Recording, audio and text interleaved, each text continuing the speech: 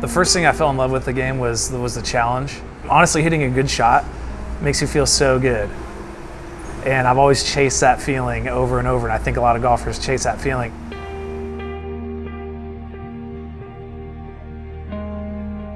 Hi, my name's Erik Flores. I play professional golf.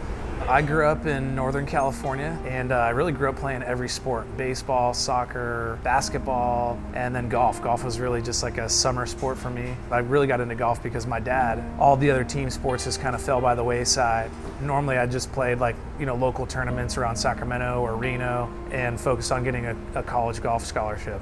So that's really when I took golf seriously as a sport. My first stretch actually playing professional golf was not that great. I had really high expectations coming out of college, being an All-American 3 times, and was on the NCAA National Championship team at UCLA. I don't know if I just expected immediate success, but it was like, I quickly realized this is gonna be harder than I thought.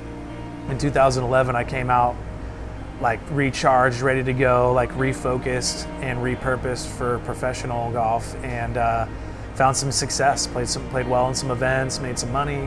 That landed me on, then it was the Nationwide Tour, but now it's the Korn Ferry Tour, so the secondary tour to the PGA Tour. And so yeah, I had full status out there and was ready to get a full season on that tour and work my way up. Life on the road, it gets pretty tough. I mean, it looks all fun and games on the outside, but it's a lot of hotel rooms. It can get pretty lonely. I wouldn't really party that much, but I would kind of just quietly escape, maybe smoke some weed, drink some beers, stuff that at the time I thought was really harmless. But the more I was out there playing, the more I was doing that stuff, and the further away it just kind of got me from my main goal. For me and my dad, we weren't on good terms for a few years. I was really trying to just prove myself and do everything on my own. I kind of got stuck in a spot where, I wasn't really living healthy, and definitely wasn't conducive to playing good golf. So that second year on tour, I ended up losing my card and having to go back to the qualifying event. A couple weeks after I lost my card, I ended up getting injured. I was warming up for an event, rushing through my warm-up a little bit, and I just felt this basically just a really, really sharp pain. I mean, I almost went down to my knees. It was really hard, and it hurt to breathe, and I'm like, dude, something's wrong. And I tore some muscles in my ribs, and I was overusing my body, but not taking care of my body. And so it was really an overuse injury. There's really nothing you can do with that other than do nothing. At that time, I couldn't find happiness in my life, so I was looking for it in other ways. I don't like being angry. I'm a happy guy. My routine was pretty much a little bit of weed in the morning, start drinking, relying on substances to have a good time or to feel good or to be positive about my life, instead of creating it myself and being successful or reinventing myself in a way. I just kind of sulked for a couple years. It was pretty detrimental to my first marriage. That ended up ending in 2017. Came home, note on the counter, all of her stuff gone. I mean, it was devastating. It was obviously a shock. It's very dramatic. I would say rock bottom for me was my dad was diagnosed with cancer, and I lost my job with the startup company I was working for. I'd got a job bussing tables, and it was my financial future was totally unknown. My relationship future was totally unknown. My dad's life future was totally unknown. Already carrying the disappointment from my career not working out the first time, and then all that stuff on top of that. That's when I started having panic attacks, not knowing what the future held. I woke up every day with this huge weight on my chest that I just couldn't wait to get off. By 1 or 2 o'clock I was drinking for sure, just to be able to go into work.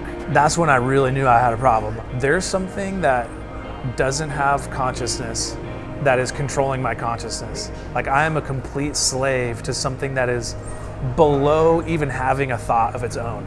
I cannot be defeated by something that doesn't even have a mind. I decided to get help. I ended up going to do a 25-week counseling program. I'd realized I'd had some patterns of behavior. We went through a lot of childhood stuff and things at that time still weren't great with my dad. So I found some insight there and some strength to patch things up with him. And men are tough, but we both humbled ourselves in different ways to come together, and that was really special for me. I learned some tools to deal with myself. There's better ways to deal with adversity, to deal with relationships. You start to believe in yourself again.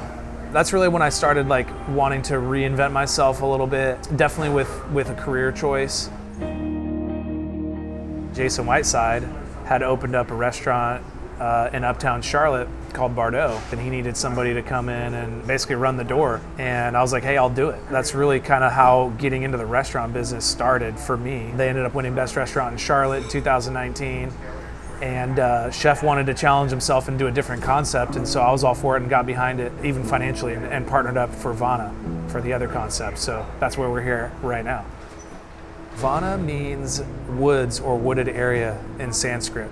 As you can see, everything around me is all rustic design. It's all reclaimed wood and wood cooking. It's real wood fire cooking. There's just not a bad thing on the menu, and they're always changing it to what's seasonal. They've had great success with this restaurant. We were featured in Forbes' Plan Your Perfect Trip to Charlotte articles. It was one of 2 places to come eat, and they've been great. Honestly, the team here, and they're very supportive of what I'm doing and what I'm trying to accomplish with golf. People started encouraging me like, hey man, let's go play. For so long, I couldn't even watch golf on TV. I mean, it was probably 3 or 4 years. I just didn't want to talk about it really. It was painful. But then I started to put a game plan together, I'm gonna go back and play in 2021. All right, the journey has begun here at JFK Airport in New York, getting ready to head over to London. It's gonna be a long travel day. If you told me 2 years ago that I would be going to qualify for the British Open at St. Andrews for the 150th British Open, the oldest tournament at the birthplace of golf. I've never done it. I've always wanted to do it. I would not believe you. So super thankful. Really excited for this trip and excited to share kind of the journey with you guys. A few people believed in me before I believed in myself, and so I'm very thankful for that. I had a whole new appreciation for the joy that I could have playing golf again and not being wrapped up in this is who I am and my whole identity. It's helped me overcome the adversity to come back into playing, because it's also a challenge. I had to practice a lot. I had to not be very good for a while. It's been healing in a lot of ways, because I really feel like this is what I'm supposed to be doing. Winning the Masters would be, that'd be a lifetime achievement. And finding that new purpose, getting the confidence back to go do it, I had to find that within. And when I pulled the trigger to do it, I was like, I'm not looking back, and I'm willing to risk everything to go do it. Now I respect alcohol differently. I was a slave to it for a time. Drinking when I didn't want to be drinking. Drinking because I have to drink to survive or get through the day. I will not go back to that place. It's still something I enjoy, but it's something that's more celebratory now. It's social, and my identity is not in what I do, it's how I do it.